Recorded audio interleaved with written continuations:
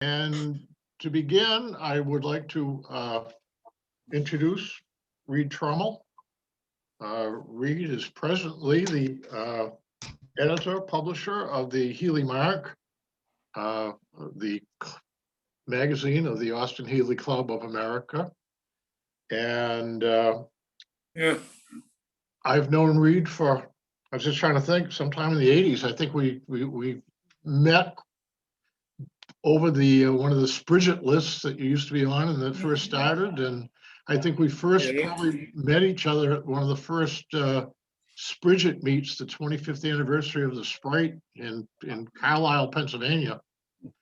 And we've kept in touch ever since.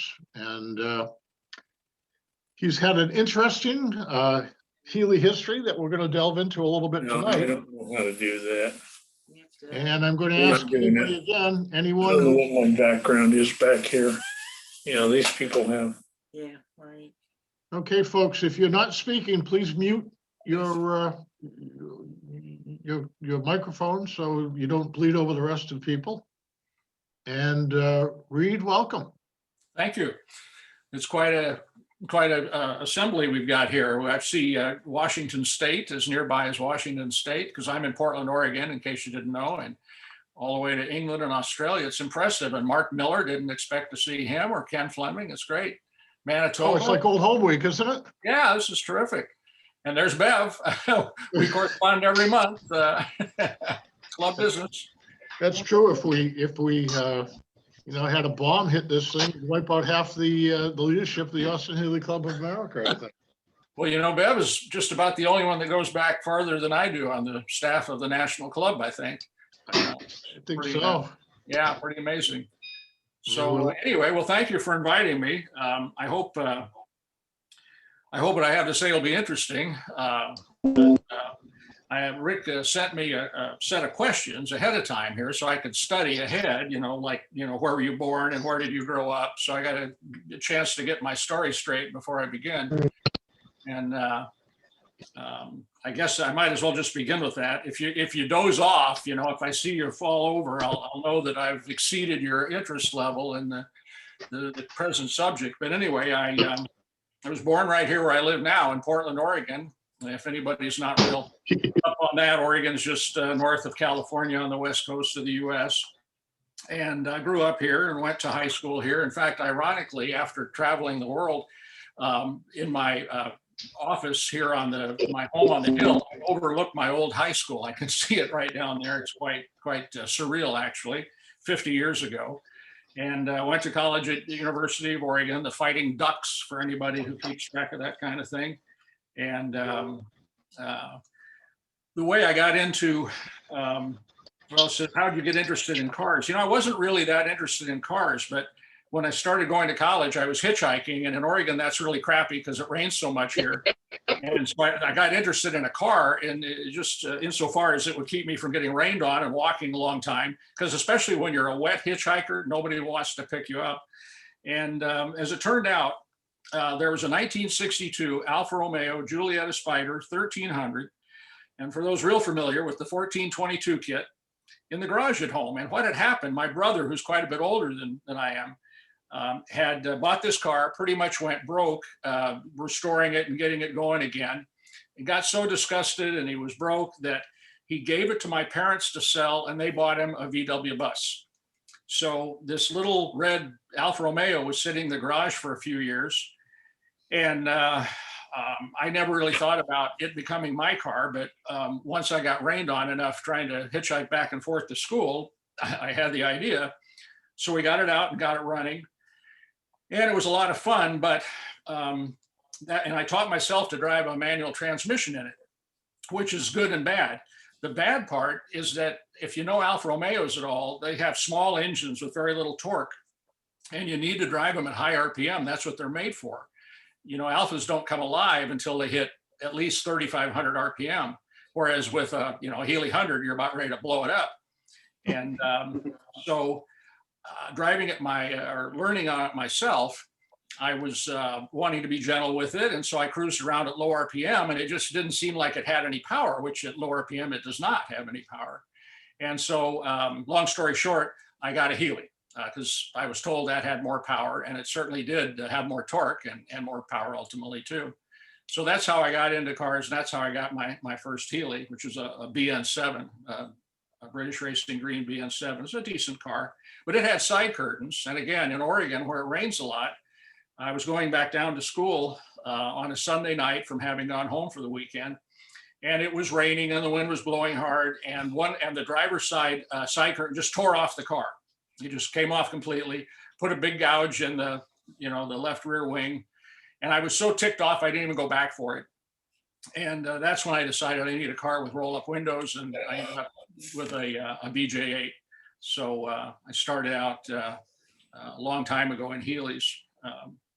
What year would this have been, Reid? When did you first? That would have been 71. Yeah. Okay, and you were in college then? Yeah, that was my 71 was my first year in college. And, at the time, also I was going to mention, I had a ball in high school. I was a sports editor of my high school newspaper for 2 years. And I absolutely loved it. I went to all the games and I took photos for the newspaper and for the yearbook, and I wrote the stories and I knew all the jocks, and I rode the team bus. I just absolutely loved it. And I thought, this is what I want to do with my life. I want to be a sports photographer, maybe a sports writer, but more like photography. And I went to University of Oregon because it was in state, so the tuition was less. And U of O has a good reputation for their journalism school. So I got down there and absolutely hated it. It was early 70s. It was the Vietnam War protest era. And the U of O was one of the worst schools for a lot of that protest stuff. And the whole atmosphere at college was negative and bitter and angry. And I had so much fun with this stuff in high school, and I thought I'm going to continue that in college. Didn't work out that way. I did do some photography for the school paper there. And of course, University of Oregon was a radical school, and they didn't even have a yearbook. They were too cool to have a yearbook. So there was no yearbook photography to do. And I took a few photo assignments, and they weren't the kind of thing I was interested in being involved in. And so I just generally hated it. But I didn't really have a good plan about anything else to do. There was no family business to go into. I didn't know anybody, at the company that was hiring or anything. So I stayed in college basically because I didn't have any other ideas. And my grades were terrible and I was miserable. Whereas, high school was a breeze. I was on the honor roll without even trying. But college was a totally different thing. Toward the end of my sophomore year, my folks suggested I look into ROTC. For anybody who doesn't know, that's the Reserve Officers Training Corps. And this is where college students take a class in military science, it was called. And at the end of your college, when you get your degree, you also get a commission in whichever service, ROTC you're in. Can be Navy, can be Air Force, can be Army. And it also paid $100 a month at the time, tax-free, which was a lot more money then. And I had a cousin who'd gone to U of O, and he went through the Air Force ROTC program and went into the Air Force, became a Phantom fighter pilot, and got shot down over Hanoi and spent some time as a POW. But at the time, I wasn't interested in a military career whatsoever, but I needed to do this to help contribute to my, financially to my education. So I went into it and I absolutely found myself. I met people who were good and honest and patriotic and sincere, and it absolutely changed my life. I've said it this way before. The Army saved my life. I was directionless, didn't have a good plan. If I had finished college, which I probably would not have, I was going to try to get a job as a photojournalist. Tough field to get established in. Doesn't pay too much. And I was just so bummed out about the whole atmosphere and ambiance at college. But I went into ROTC and it was just wonderful. The great people. And so at the end of college, I got my degree. It took me 2 extra terms. My grades were so terrible in everything except military science that it took me 2 extra terms to get my bachelor's degree. But I did that and then went right into the Army as a second lieutenant. And spent 28 years on active duty and retired in 2003. And then didn't think I'd ever come back to rainy Portland. Really didn't have much use for Portland. Wanted someplace where, they'd never seen rain, basically. But at the time I retired, my mother-in-law had come down with the terminal cancer. So we came back to Portland to spend time with her while we could. And by the time she passed away, we kind of got our roots back here in Portland and got reestablished with relationships and everything. So that's the long story on how I got back here to Portland. As far as the clubs go, you know, I joined the old Austin-Healey Club Pacific Center, which I'm sure several of you will remember, and still exists, of course, under a different name. When it was pretty new, 71, I believe, and it was started in 70. And at the time, you know, BMC had withdrawn support for the cars, and Safety Fast magazine was no longer being published, and it was not a good era. Yes, the parts stocks were drying up at the dealers, and you just about had to cannibalize another car to get some of the parts you needed. And just to get a newsletter as small and thin and black and white and amateurish as it was really a treat to get another newsletter. It was, you know, like your link to the Healey world, some assurance that, you know, there were other people still out there that were driving and enjoying Healeys. And so anyway, I went in the Army and went all over creation, did some very unusual stuff. And in 1984, I found myself back in Monterey, California, a wonderful place to be. I had an apartment on the beach, and I was going to graduate school, the U.S. Naval Postgraduate School. Even though I was in the Army does not have a postgraduate school, but the Navy does. And of course, most of the curricula at a Navy postgraduate school are all about, you know, undersea warfare and surface warfare and all this stuff. But they had a major called National Security Affairs, and so that's what I was in. And while I was there, I had some extra time on my hands, and the Healey Highlights, the newsletter of the old Pacific Center, was in a real low point, you could say. It really sucked, and I wrote a letter to the club president to tell him how crappy it was. And of course, this is before email or anything like that. And so he contacted me, and he said, well, you know, I'll just refund your dues if you're so damned unhappy, but I don't give up easy. And I kept at it. And so finally he said, why don't we meet? And I want to hear about your ideas. Now, when somebody says, I want to hear about your ideas, what they really mean is they want to twist your arm to get you to do the job that you were complaining about if you thought it was done so badly. So that guy was Stu Johnson, if anybody remembers Stu Johnson. And he lived in Redwood City. It's in the San Francisco Bay Area.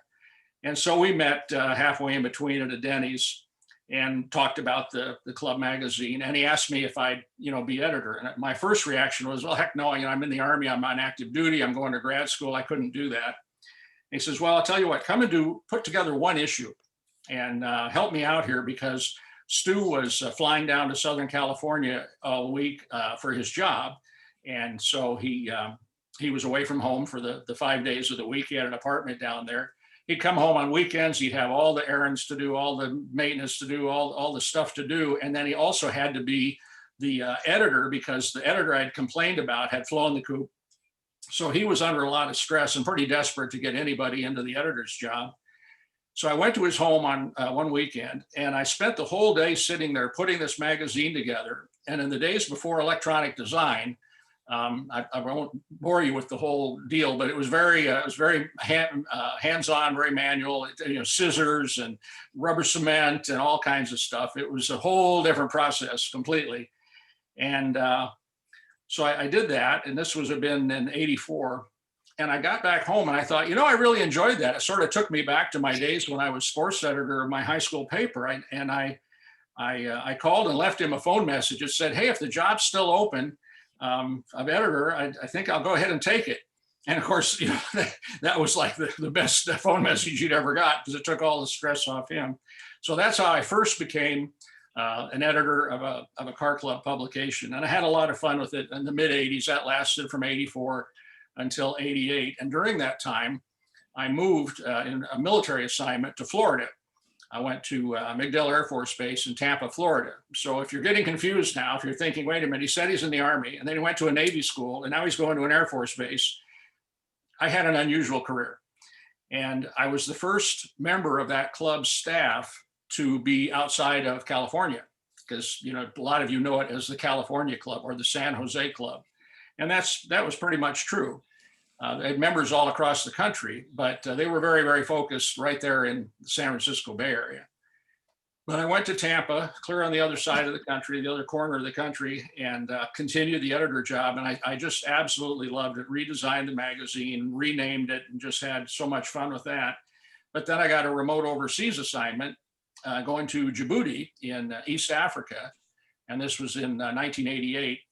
And so I had to give up the editorship. You know, this is before email and computers and all that kind of stuff. So there's no way to do the editor job from over there. And there's a guy that followed me as editor at the time that you may have heard of, a guy named Gary Anderson.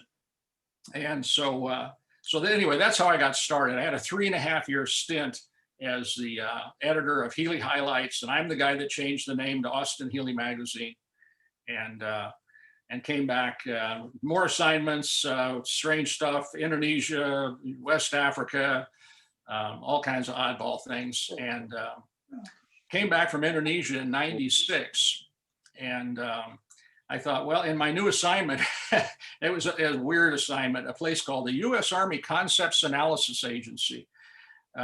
You'd never think that there was such a thing, but yeah. And they did a lot of computer modeling and, you know, a lot into algorithms and all that kind of stuff. And that was not the division I was in. I'm not a computer guru.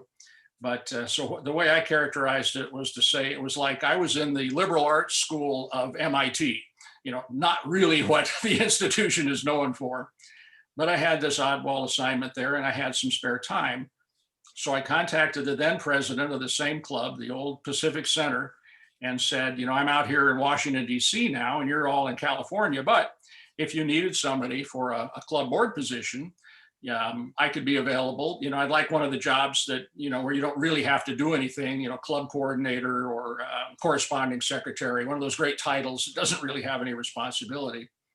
And she sent me a fax back and said, well, how'd you like to be president of the club? And so I contacted her. I said, well, if it's okay with the other board members, if they don't object to having a president living in Washington, D.C., while they're all out in California. She was desperate to get out of the job, so she was going to tell me whatever I wanted to hear, and that's how I became president of the Austin-Healey Club Pacific Center in '97. And where do we go from there? You know, we got sued my first month as president by the wife of the editor of the club, and that was a pretty unhappy episode. The editor's name was John Trifari. Some of you may have known him or remember his name. John had a really serious peanut allergy, and on a club tour, he somehow ingested some peanuts, and he had a seizure while driving his Healey on a club tour, crashed it off the road, pretty severely injured his wife in a Healey 100 with no shoulder harness. You know, she pivoted forward from the waist because she had a seatbelt on, and there's a nice hard metal dash there, and that's going to win all battles with your face. And she was hurt pretty bad, and John didn't do him any favors either and messed up his car quite a bit. So the then president of the club said, well, why don't you sue the club and get the money? And so by the time this lawsuit proceeded, I had become the club president. So about 2 weeks into my presidency, I got a letter saying, oh, by the way, you're being sued. And I called the previous president to ask her about it. And she said, oh, I'm glad this is happening. It's a good test for our insurance. Now, anybody who's glad that they're being sued is not a super thoughtful person. The best thing that can happen when you're sued is nothing. And all of the other possibilities are bad. So that told me what was going on there. And the editor was on the board of the club. And he claimed no knowledge of the lawsuit, even though, because it was his wife bringing the lawsuit, claimed they never talked about it. So now I had a guy that was on the board whose wife was suing the club, and the club was already in the ropes. Believe me, it was unbelievable. What a mess. We had a treasurer who was a CPA, but he didn't bother to file our taxes for a few years. We would have owed no tax, but you have to file the taxes. And he didn't do that. So I come to find this out. And this is a club that's just living hand to mouth, barely scratching, surviving. And we paid a big IRS penalty for it. Believe me, becoming club president was not a fun thing. But anyway, pulled it all through. It was quite quite a lengthy episode, growing the membership and dealing with this lawsuit and getting the the taxes refiled for past years.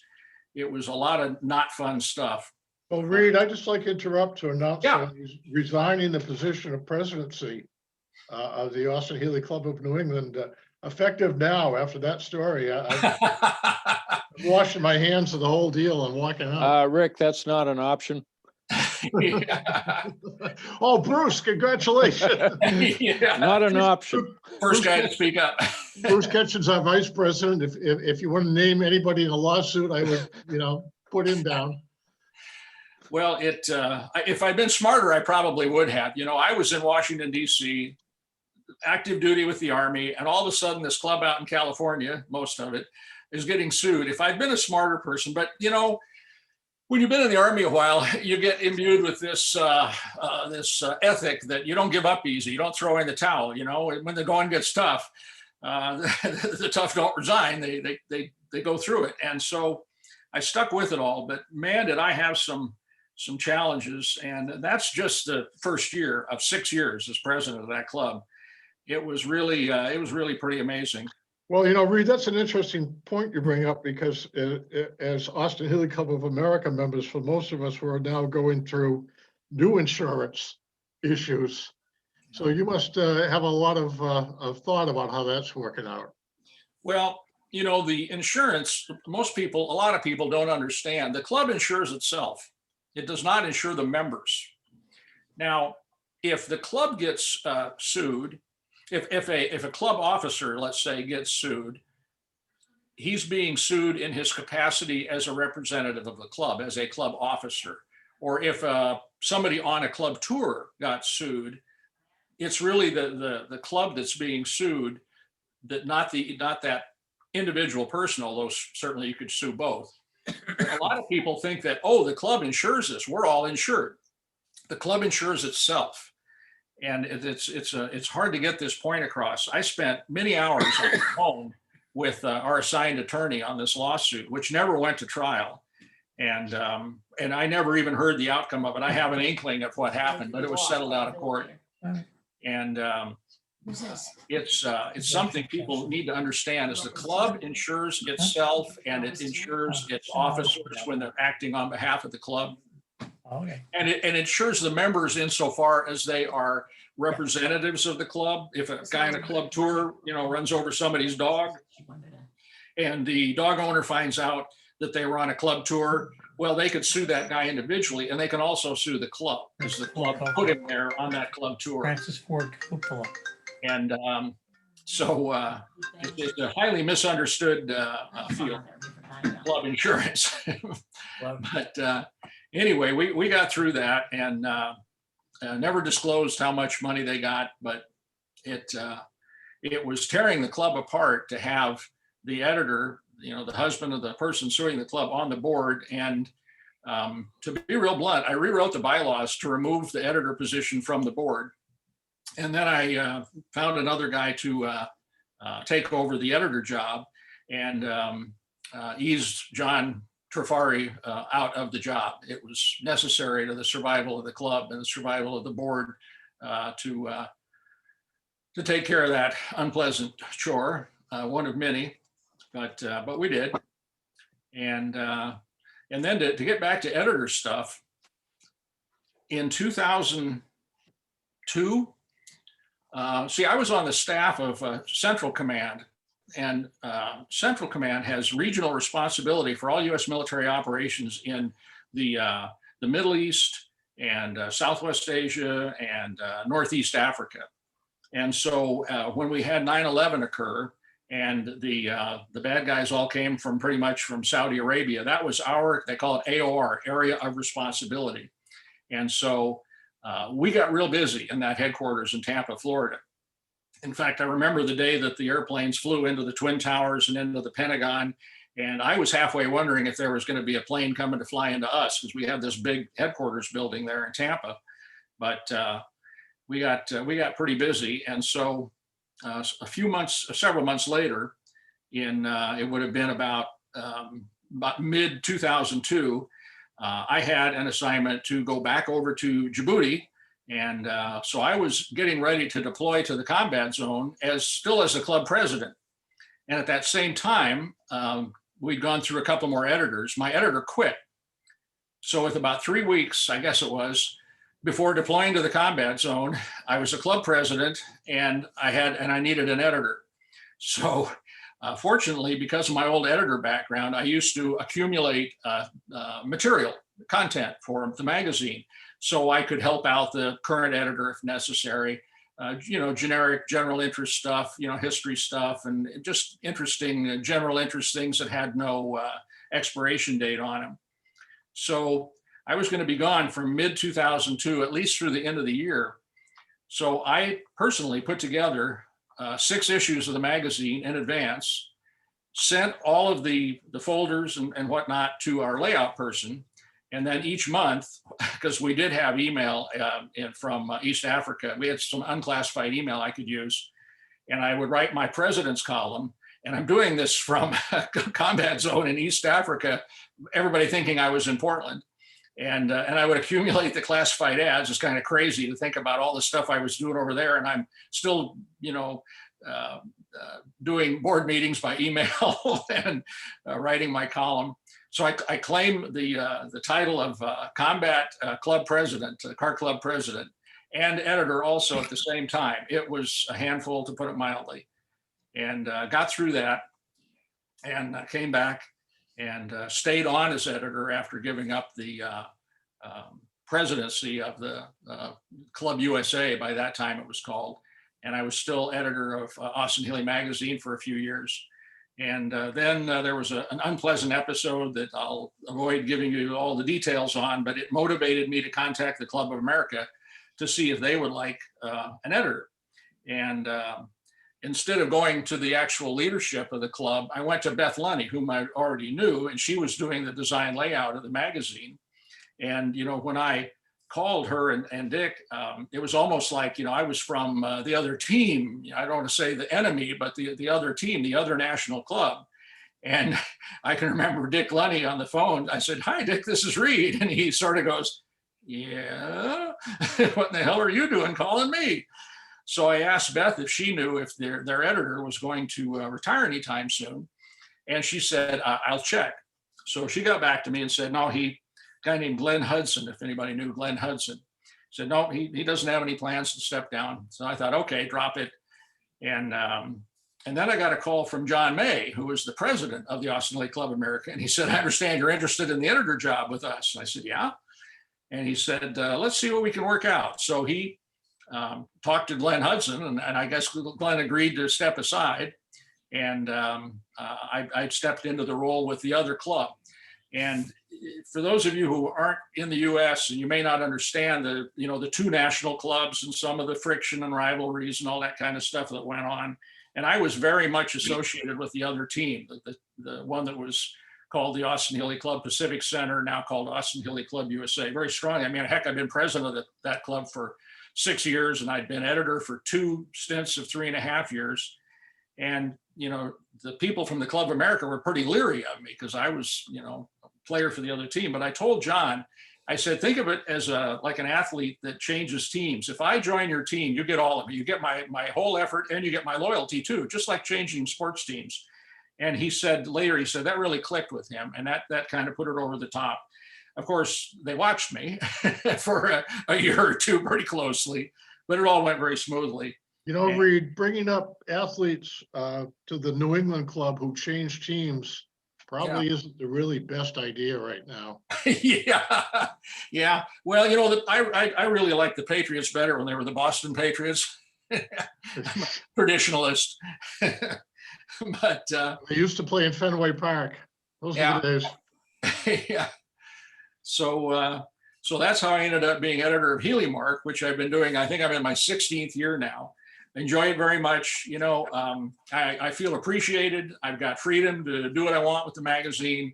And it's almost hearkening back to my old high school days of being sports editor when I just had a ball doing that. So, well, let me jump in about that. Yeah. What every editor or publisher has a vision for the magazines that they publish. What's yours? I think I've implemented it. We've got 11 issues plus a calendar every year, 40 pages. Usually each year gets a couple of 48 pagers. It's all color now. We have some, I think we have really high quality contributors, and I don't see anything drastic changing. I've been able to implement everything I wanted to do. When I took it over, there was 8 pages of color out of 32 pages, and now we're at 40 pages, all color. And I think that, I've got a couple of professional authors that contribute and some semi-pros. So I'm very happy with the quality of the content. And I think pretty much everybody is, most people certainly. The only thing I would see changing would be to go to partially electronic at some point. There will come a day when the Club of America probably won't have enough members to have enough income to continue to pay for the magazine, which is extremely expensive. And every issue costs ballpark around $9,000. That's a heck of a lot. And we could save $9,000 every time we don't print a magazine. So, one solution you can do is print like a January-February issue, just one issue for those 2 months when not much is going on in the winter anyway. Another thing you can do to save a lot of money, of course, is do electronic publication. And it doesn't have to go all electronic right away. Maybe 1 issue per year or 2 issues per year would be electronic. And of course, there's no printing and there's no postage. There's still, the editor and the layout and paid contributions, but it saves a ton of money. It would save a ton of money. Now, I don't think I'm telling any stories out of school when I say that Gary Feldman, the current president of the Austin-Healey Club of America, said he does not want to do that while he's president. And so, I'm not, pushing it or suggesting it or anything, but perhaps the next club president will have a different idea about that, and maybe we can revisit it. But it's certainly an option.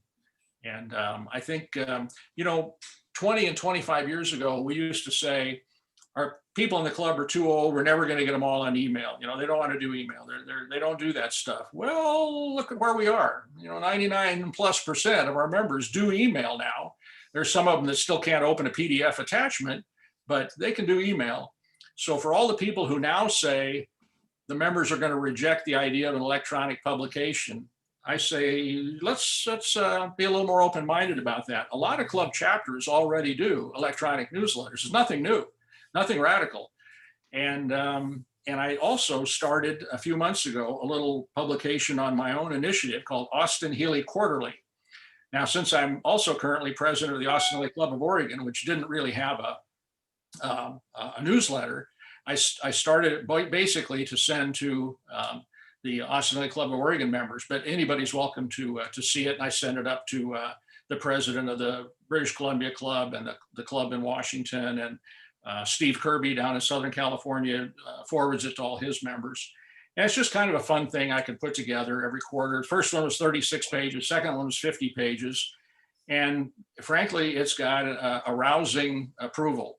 People really enjoyed it. So I think this idea that there's a resistance, a general resistance to electronic publications, I don't think that's correct. And at some point, we may absolutely need to do it financially. But I'm open-minded, and we'll see what the future brings. I think in 5 or 10 years, could be a good option. So Reid, you've changed the mark considerably since you took over. What changes have you made, and what was your thought about making those changes? When I first started getting the Healey Highlights newsletter in 1971, I lived in Portland, Oregon, where I grew up, where I am now. And what bothered me about it, I enjoyed getting it. It was great to get some Healey related reading, but what bothered me about it, it was so centered on the San Jose crowd, the California crowd. And I thought, I used to say, I don't give a damn where they had their last pizza party. I don't want to read pages about their last party with pictures of the same people over and over again. And I thought, if I ever get the chance to take over a club magazine like that, I want to turn it from being a club newsletter to a general interest magazine. I want to publish things that will be interest to Healey owners no matter where they are. Healey history and tech. Sure, you can have member profiles and you can have some stories about activities, but I want to make it a general interest publication. So that's what I was able to do. And I focused on that with Healey Marque. And I've been fortunate to find some really high quality contributors who are very reliable. I've got a great team. They're very reliable and do a good quality work. It's really great. So so that was the main vision. General interest magazine. Yeah, there's a club aspect to it. I mean, we have the Healey Chatter column that's a roundup of chapter events and doings. And you know, we do one issue a year to cover conclave, but the rest of the time, you know, for the 80% or more of the club members who never do an activity, you got to appeal to them with general interest stuff, and I think it's worked pretty well. Do you want to talk a little bit about the backgrounds of some of the contributors that you have? Sure. Let's see here. I'll just grab the staff list right here. I've got, let's see, we got a bunch of people. Ralph Berthier, he hasn't contributed much lately. He likes to go to concours and write about them, and that's nice. Nicholas Maltby is a Brit who was associated with the Warwickshire County Records Office, and they obtained a bunch of the records from the Donald-Healey Motor Company, and he was a volunteer there. And so I had contacted him to ask him if he could find interesting tidbits in the old Donald-Healey Motor Company records and highlight them. You know, it could just be a couple of photos and a lengthy caption, some, you know, historical insights like that. So he was doing that for a while, and he's kind of dropped out of that. He's not really volunteering with them so much anymore, but he does do other things. I believe it's the May issue I have it planned. He's done an article about the replica Healeys, you know, the Saxon and those kind of things. And it's really pretty fun. It's a subject hasn't been addressed too much, and he did a very nice job with that. Charles Matthews is on here. Charles is a very keen British enthusiast. I haven't had a contribution from him in quite some time, but he takes assignments and he does a good job with them. Very deeply involved with the Marque. Bill Mead is on the correspondence list. Of course, he runs the 100M Le Mans registry, and he does a great job with that. And Rick Neville is certainly there, our auction correspondent. And then John Nickus. John, you may have remembered from the Drive Away Cancer Healey that he drove all over creation.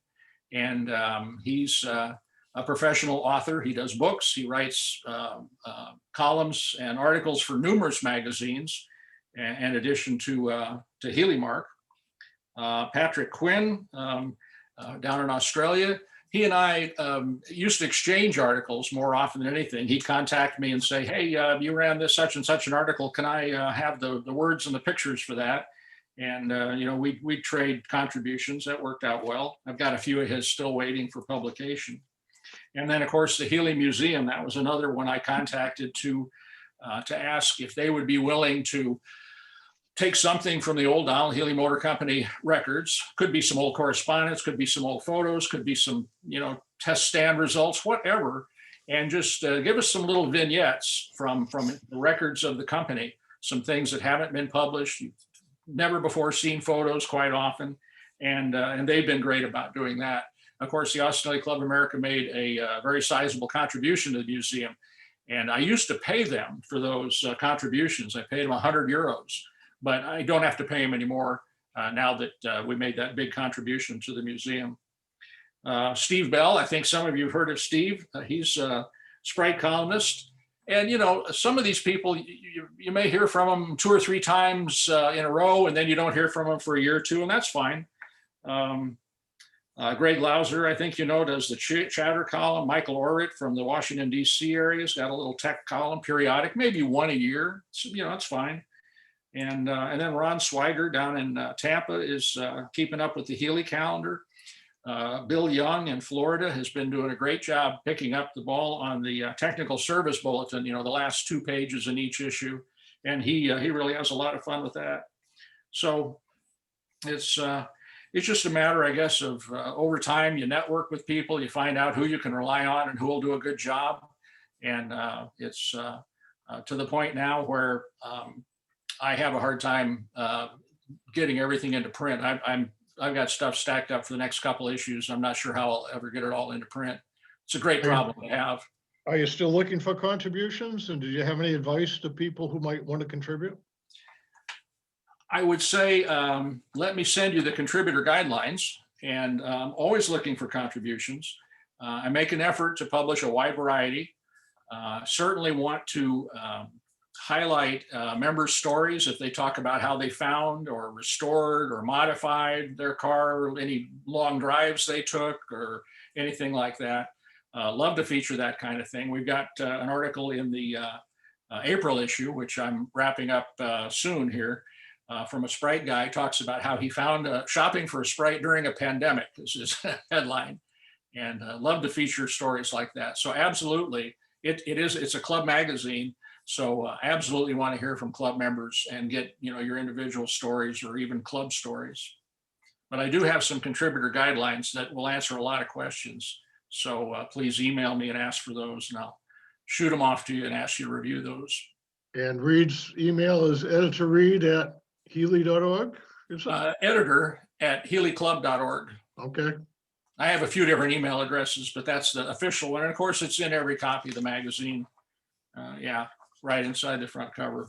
How long is your lead time between the time that you start to receive contributions till the time it actually hits the magazine and The published? the time schedule goes like this. On the 5th of the month, so say on 5th of February, I'm supposed to get the list of ads that go in the issue. Because the first thing you do is lay down the ads. The ads have to go in, they're paid, and you put in the ads, and then you put in editorial material around them. And so we get that figured out first. And then by the 20th of the month, just a couple of 3 days ago, is the deadline for the issue that's,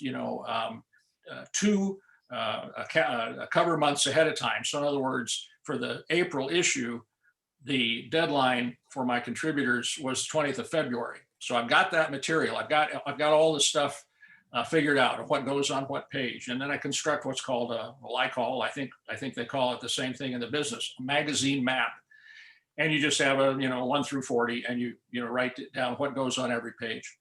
And after you've been doing this as long as I have, you can kind of very seldom make a mistake on how many pages is a feature going to take. You look at the number of words, you look at the number of images, and you kind of, think, that's about a 4-page feature.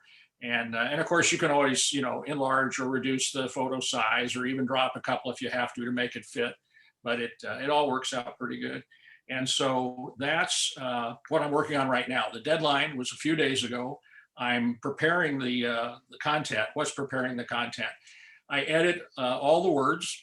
I give it what's called a line edit, and that's not just correcting punctuation and spelling. A line edit is a total look at everything. The flow, you might change paragraph order, you might drop paragraphs, you might rewrite some stuff to make it flow, and you really convert the words to be just what you want, just what you think it ought to be. And most of my contributors, it's not bad. It's not a big chore.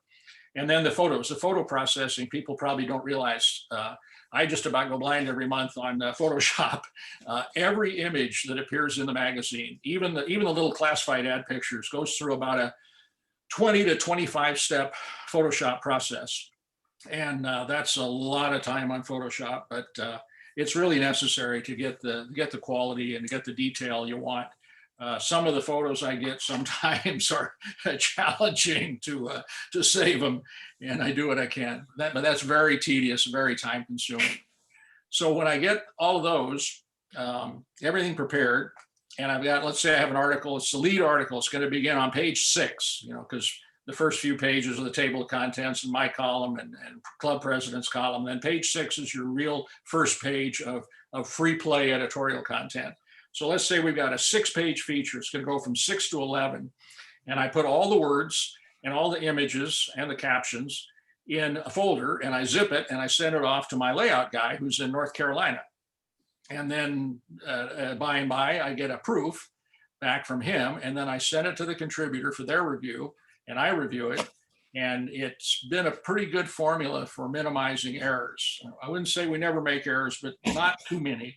And that way, not only do you get those fresh eyes of the contributor looking at it again after you've edited and prepared it and laid it out, but you also make sure your contributor's happy. and you want to keep your contributors happy, so they continue to be contributors. And then we go to press on usually the weekend before the second week of the month by, they call it, uploading the art. It's when you send the print files, a big PDF, a huge PDF, and you email that, or more likely you don't really email it, you upload it to a server that the printer uses. If you get them that job in the second week of the month, we get a 4% discount, because printers are typically busy the first week of the month and they have a letdown the second week of the month. So the second week of March, coming up here, in several days, they will be working on our April issue. And so we get that discount. So that's sort of the cycle. Ads on the 5th, deadline for content on the 20th. I've got a couple of weeks to get it laid out, to get the author reviews, any tweaks that I want to make, and then we upload it so that the printer gets it bright and early on Monday morning of the second week of the month, so we get the discount. And then, of course, Mike Snyder in Kentucky sends them the mailing list electronically, of course, and and I approve a final printer's proof during that week. And when I give the approval to print, and I give them the quantity early in that second week of the month, then I'm done with the issue, and I'm taking about a week off and then turning my attention to the next one. As a monthly, it's a constant it's a constant job. I mean, there's a little lull between issues, but not a lot. I hope I don't shock you if I tell you that I also edit a Porsche magazine, and it's a quarterly. Thank God it's only a quarterly, and it's called S's, as in 911S, and it's the quarterly magazine of the early 911S registry. But that's just a quarterly publication, mercifully, and it's very similar. In fact, they're even printed at the same place as Healey Marque. But with a monthly, it's a constant thing. You really never let it go, because even if I have some time where I don't really need to do anything to prepare for the next issue yet, you're still getting emails from people, contributors, and people ask you, if you're interested in a story. Yeah, they're talking about what it takes to put the magazine together. Oh, okay. I'll go ahead and. So, you talked about owner stories, and that's kind of the way this first call, the AHBS call, started out. We started talking about our first Healeys and our first Healey stories. And I know that you've owned a number of interesting Healeys. You want to tell us about those? Oh, well, I don't know how interesting they are. My first one was a BN7 that I, traded in on a Phase 1 BJ8 because I didn't like the side curtains. And then my Phase 1 BJ8 was stolen. And let's see what happened next.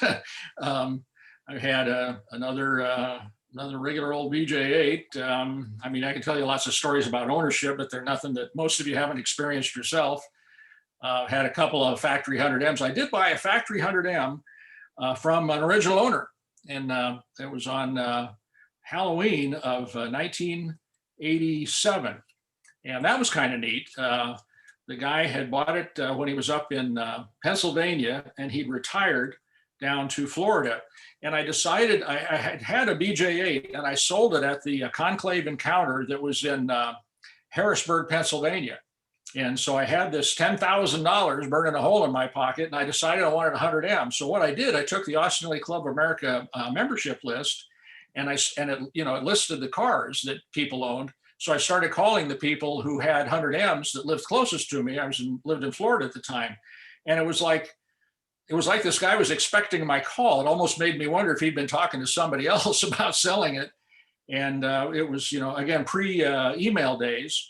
And I got the chassis number from him, and he said, I'm going up to visit my daughter. She lives in New England, and we'll get together when I get back. And I said, well, give me the chassis number. And I sent it to the British Motor Industry Heritage Trust, and I got verification. It was a factory M. And I took a wad of cash down there and looked at this car, and it had some real issues that he didn't even know about. The shop that had restored it instead of repairing frame rust, they took sheet metal and wrapped it around the rusty sections and then tack welded it in place just to hide the rust. It was quite a horror story. But we put it up on a lift at a gas station. We agreed on a lower price. I think I paid him $9,500 for it. Drove it away, and then the radiator went, or the fan went through the radiator on the way home. And Paul Securis of Securis Classics in Lakeland, Florida, was a friend of mine, or store at Healey's, and he came and got it. I had to wait a while though, because he was out trick or treating with his daughter when I called, and he came and got it, and it spent about 10 years in his shop there. A long story, but it was pretty neat. One owner, factory M. It was originally white with black sides, which was the most common color scheme on the M's. A lot of people don't realize. I had it done in Reno red with black sides. Wonderful car. I had it for 25 years, almost to the day. But you know, it was so perfect. Roger Moment had done the entire interior. He did all the soft parts, and of course, you know, you really can't get any better than what Roger's going to produce. And it was at breathtaking cost. But the car was so perfect that I was afraid to drive it. And so I never really bonded with it. Even having owned it for 25 years, when I sold it, I didn't shed a tear. You know, it was nice to think that I owned the nicest 100M in the world, but I was just sort of afraid to ever use it. You know, you see it in the garage and it's clean and it's under the cover and it's got a battery tender on it, you know, with the solid green light. And you always just think, why disturb it? Everything that can happen to the car is bad. It can only go downhill from here. And so I was just sort of almost afraid of it. And I drove it very little.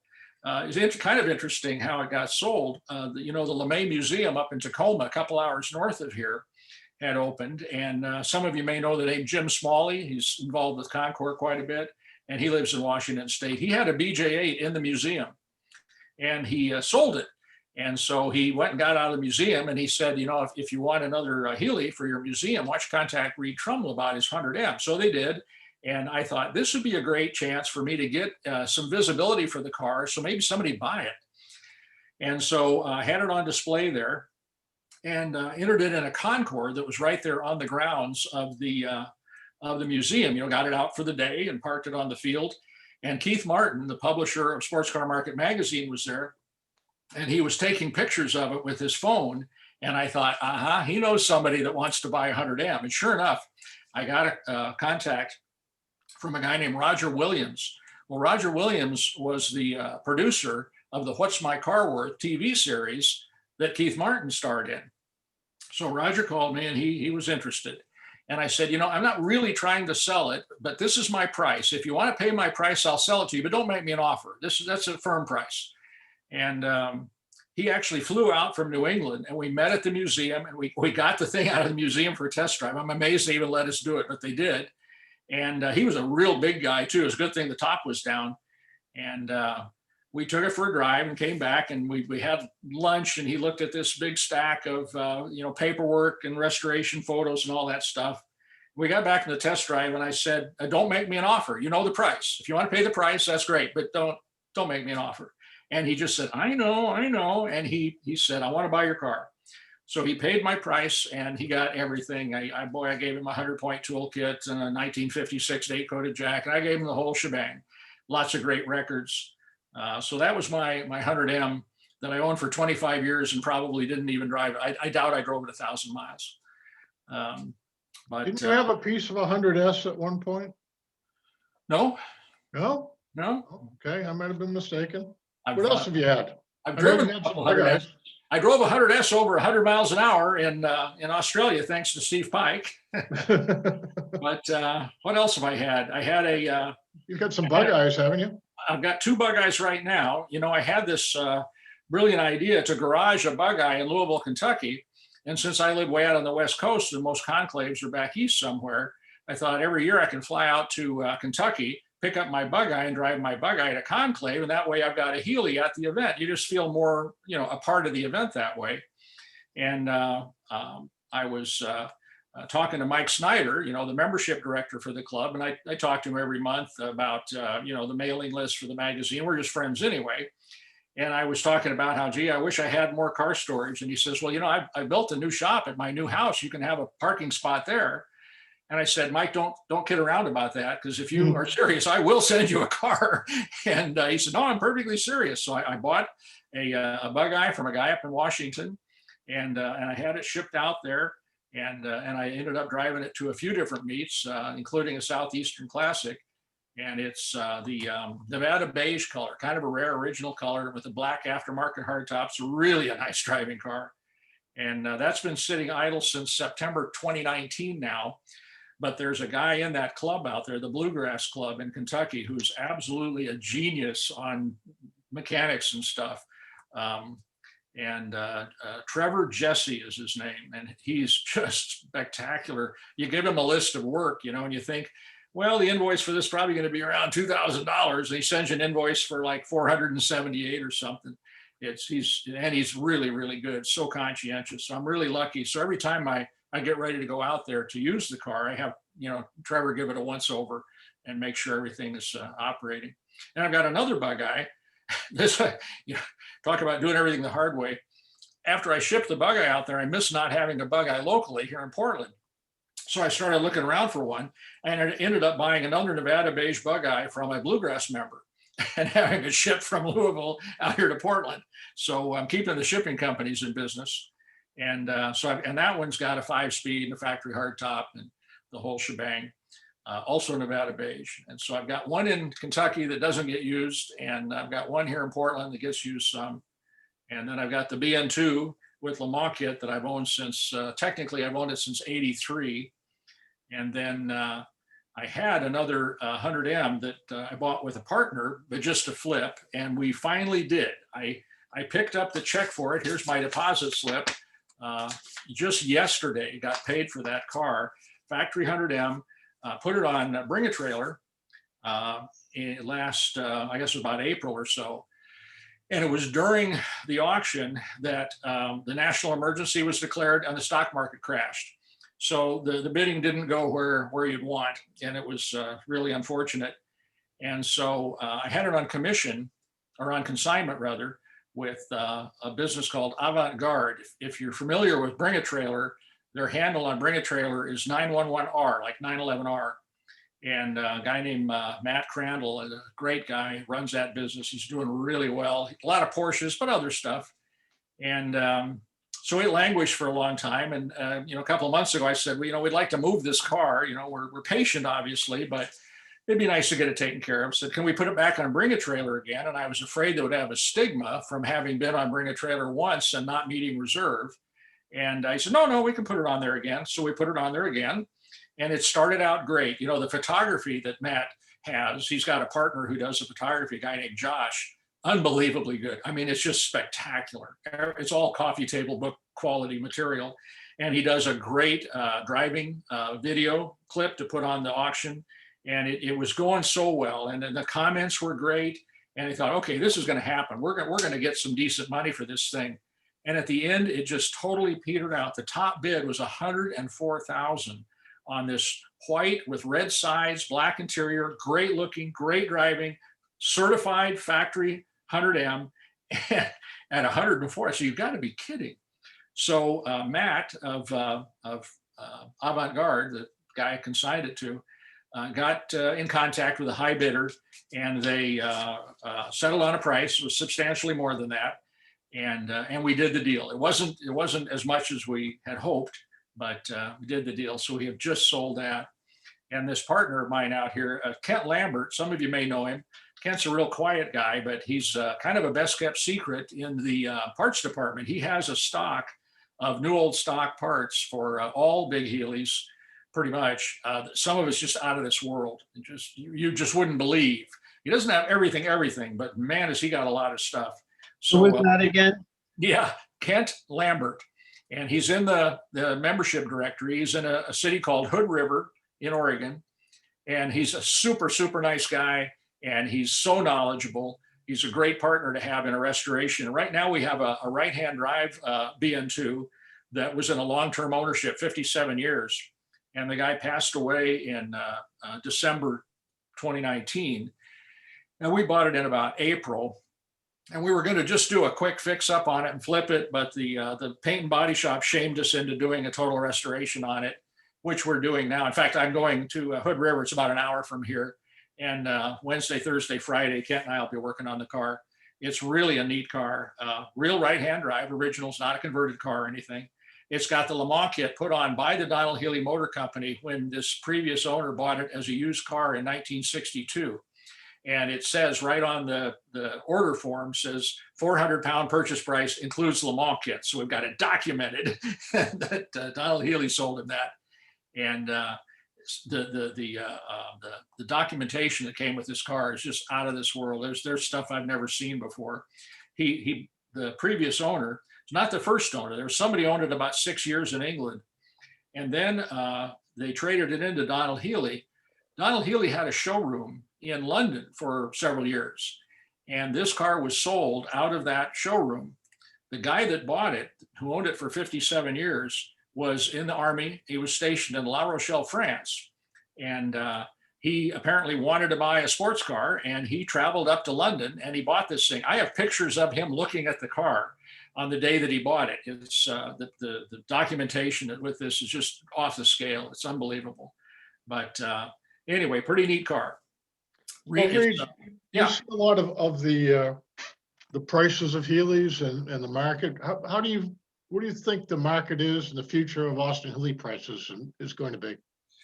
Well, as I always say, nothing is more difficult to predict than the future. I think that, we've seen a softening of prices. I don't see a big surge for Healey's again. I think the demand for them is going down for a couple of reasons. One is because most of the people who want them have them by now. And the other thing is that the people who want them are getting older, and there's fewer people who want them anymore. A lot of people getting older, getting rid of their Healey. More come on the market that way. More on the market probably means lower prices, and fewer people looking for them means lower prices. So I don't see the $200,000 plus 100Ms happening much anymore. Not that it can never happen. If anybody gets Sports Car Market Magazine, I have a profile in the April issue. I just got mine in the mail a couple days ago of a 100M sale. It's kind of an interesting case. This car was on Bring a Trailer in August last year, and it was consigned by auctioned by a dealer in Monterey, California. It got a top bid of $137,000, not as much as they wanted, did not meet the reserve, so it didn't sell. And then it showed up in another online auction by RM Sotheby's. RM is the company from Canada that did very, very well, and then Sotheby's bought them. And Sotheby's is a big operation, so it's a great auction house.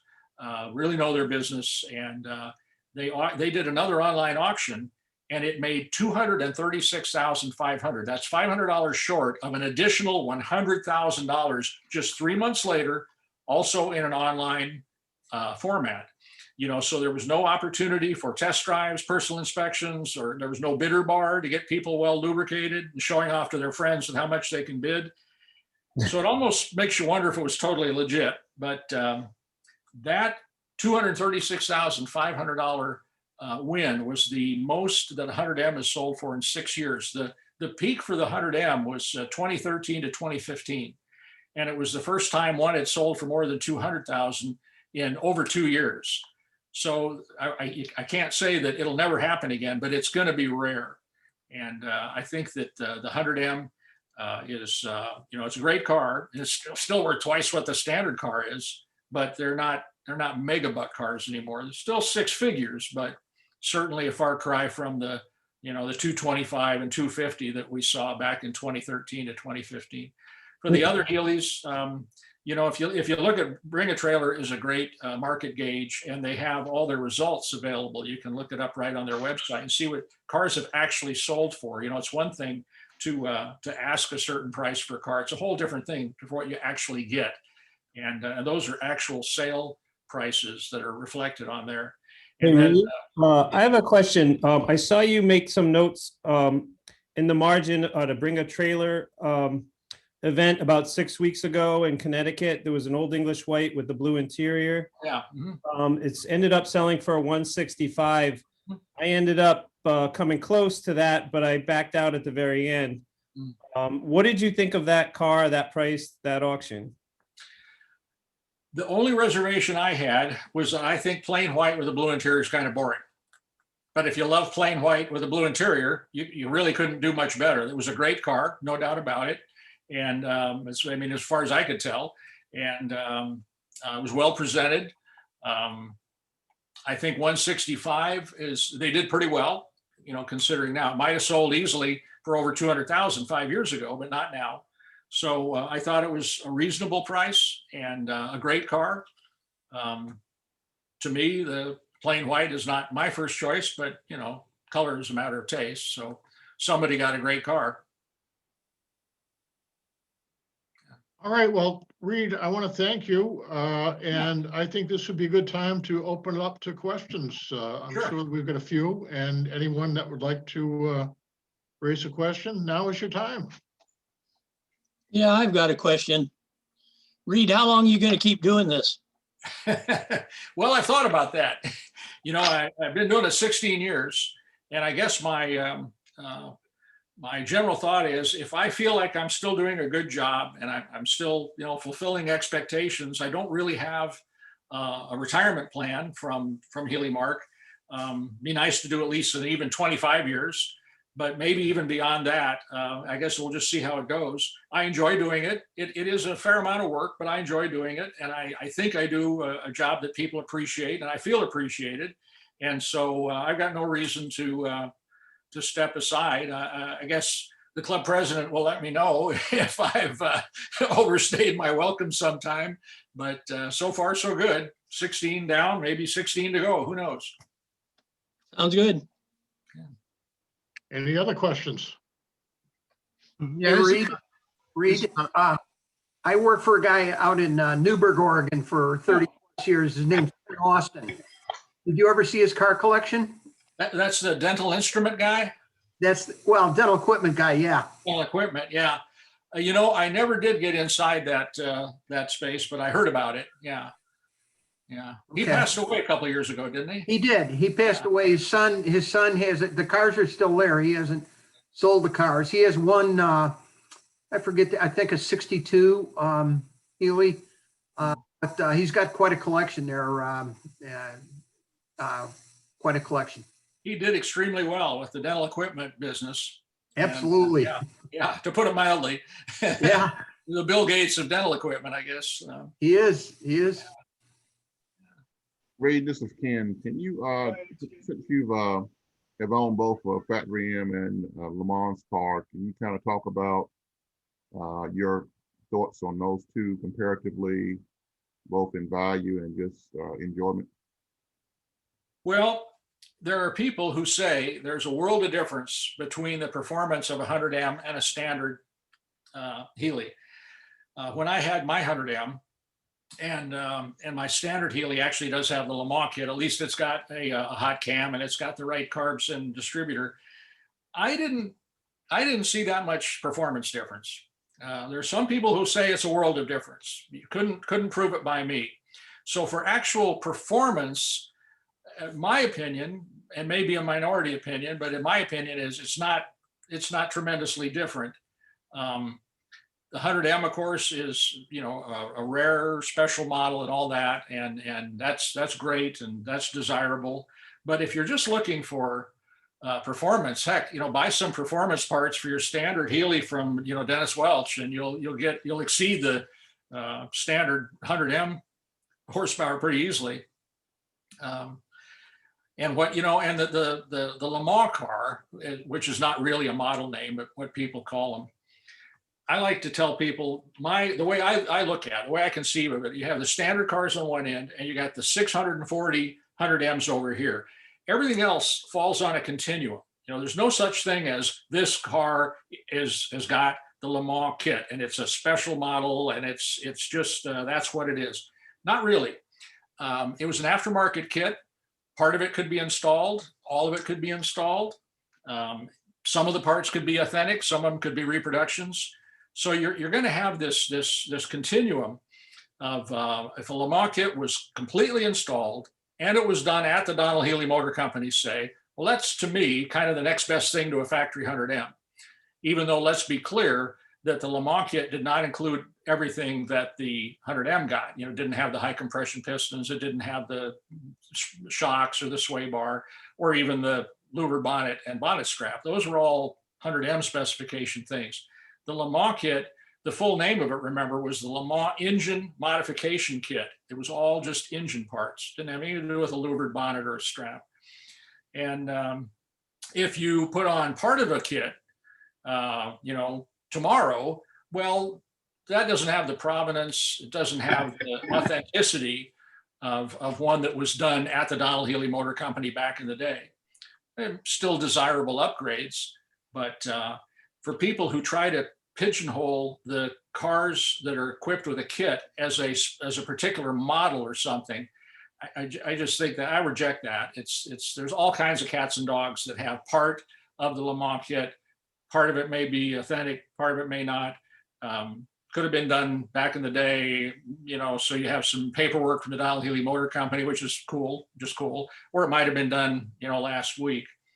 So there's a lot of things between a standard 100 and a real legitimate bona fide 100M. To me, it's always been a little bit of a mystery how much more the 100M is worth. You know, considering there's not that much performance difference. Yeah, it has the rarity and it has the provenance of passing through Donald Healey Motor Company, all that kind of thing. But really, twice the money or more for that over a standard 100? Gee, kind of surprising, really. But the market's going to do what it's going to do. I think a good old standard 100 is just a wonderful bargain. If you want the bragging rights of the 100M, you know, you're gonna have to pay for it. But a lot of that's just bragging rights. Who drives their car at 9/10, you know, their old Healey at 9/10 performance anyway?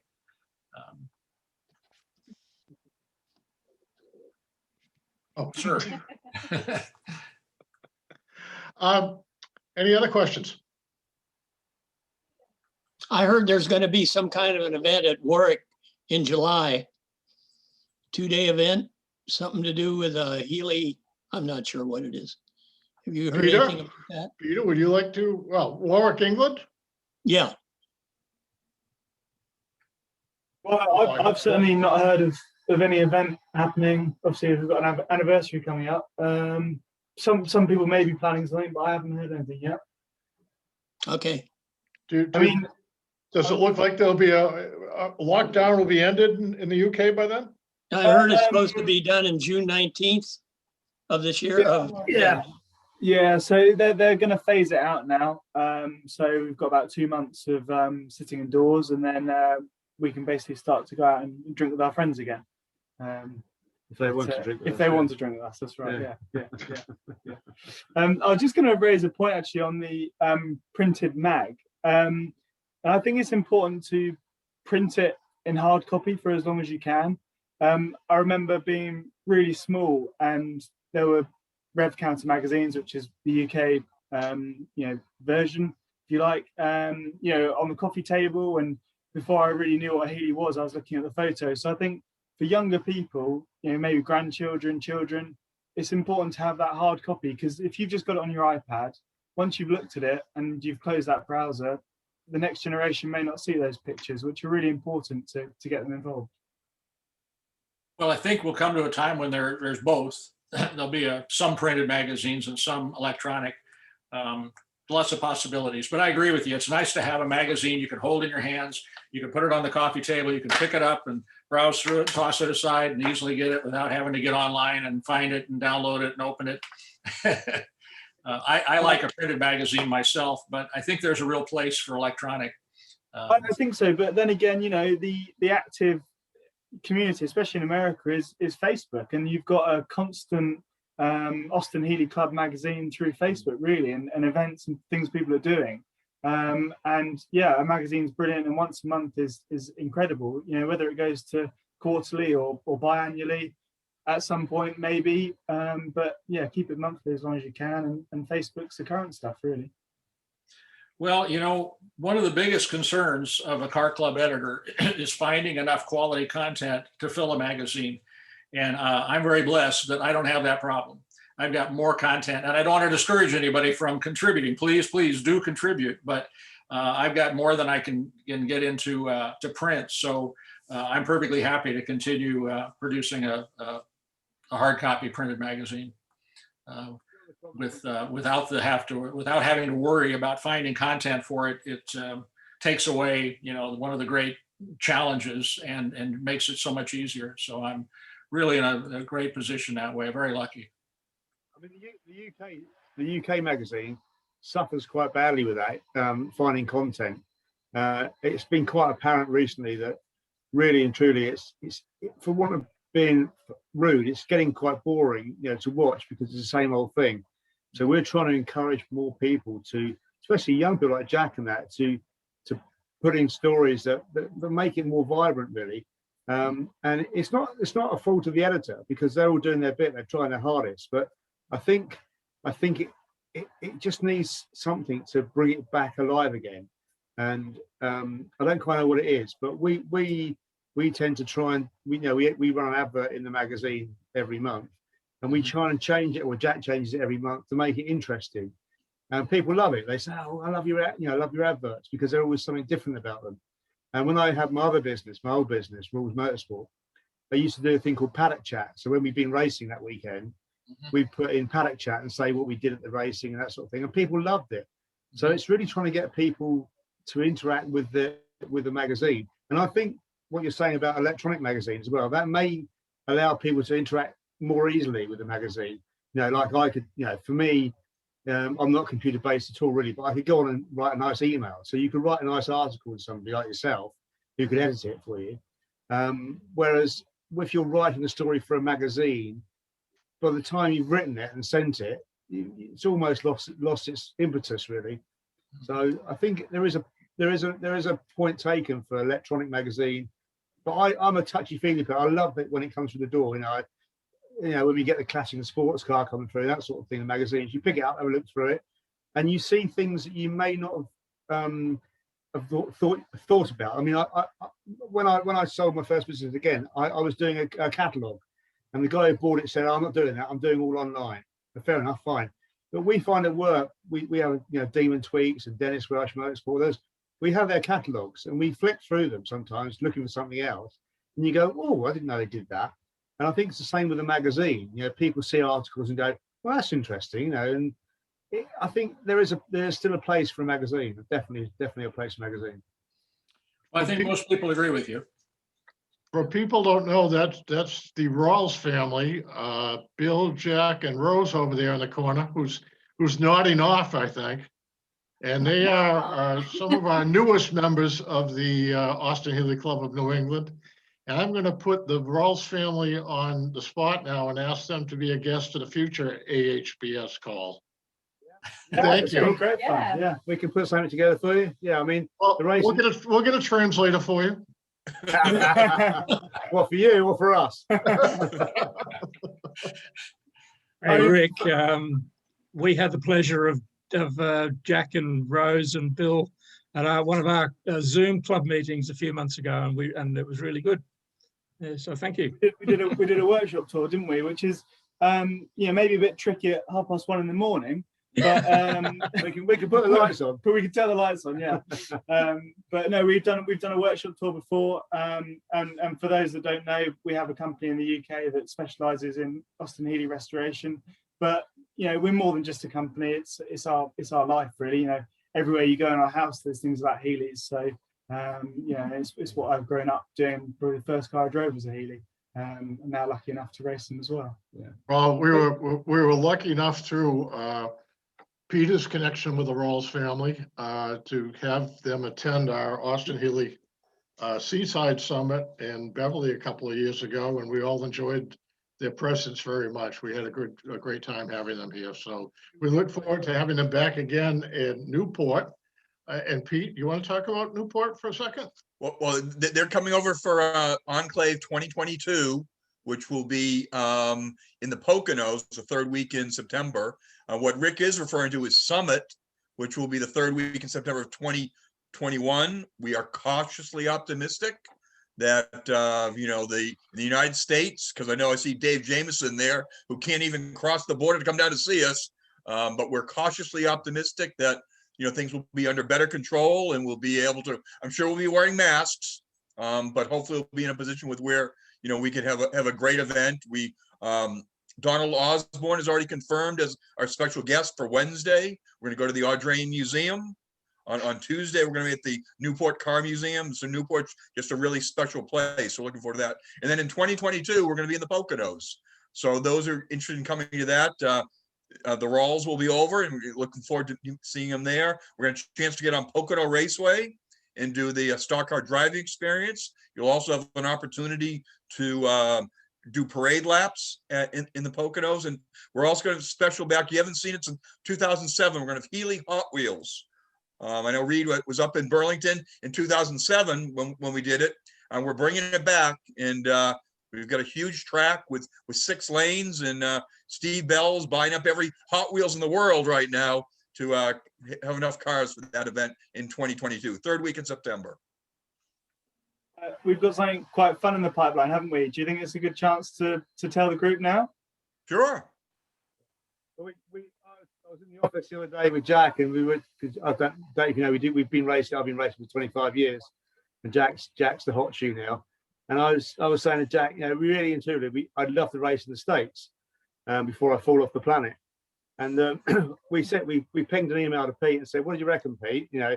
We found out through, well, Pete's great. If you give Pete a challenge, he'll be on the email straight on time. Well, we emailed him at 3 o'clock, and by 3:03 we had the ferry booked, to get the car over there. So we found out that we can, our white race car. We're fortunate enough. We're building a new race car for this year, and our white car that I've raced for years. We said, well, why don't we ship it to the States? And apparently we can import it for 3 years into the States without having to import it officially, as long as it's a race car. So Pete's agreed to keep the car at his place, and we're going to try and do some, well, we're going to come over and do some racing in the States, mainly on the East Coast to start with, and then across on the West Coast if we can find somewhere to put it. So, Reid, you might have a car in your house. All right. And hopefully it'll be at the summit. If it all comes off and the COVID lets us get it across there, we'll get it across sometime next year, and then I think probably the way it's going now, it'll probably be 23 before we actually do any racing out there. Just because Jack has agreed to let all the Healey Club of New England members drive the car while it's at Pete's house. So get your membership, paid up now. As long as I don't have to be a passenger. Who's buying the tires then? If anyone wants to have fun, just go on YouTube and look up Jack Rawls and Healey, and look at all the videos of Jack racing. They're really fantastic. They're a lot of fun to watch, and he's a great driver. He takes after the old man, right? I'll tell you a funny story today, actually, and Jack will laugh about this. We had a chap come in today looking for a car, and he said, "My Bill," he said, "I watched you at Spa a couple of years ago, and you were really ragging it past those E-types." And I thought, yeah, that wasn't me, that was Jack. I was going, yeah, I was going really well, wasn't I? And then Jack said to me, "Oh, yes, you saw," he said, "you know it was me." Well, you got to get a bit of precedent somewhere. I'll let him have that one. Yeah. If there are no more questions, I'm going to close it up for tonight. Does anyone else have anything else they want to share, talk about, whatever? Well, again, Reid, thank you very much for taking part. My pleasure. We've enjoyed it. And good night all. We'll see you all soon. Yeah. Thank you, everybody. Thanks very much for the Good invitation. Good night. Cheers. It's a thankless task, so thank you. Good night, folks. Good night. Great job, Rick. Thanks, Rick. Thank you. Thanks, Rick.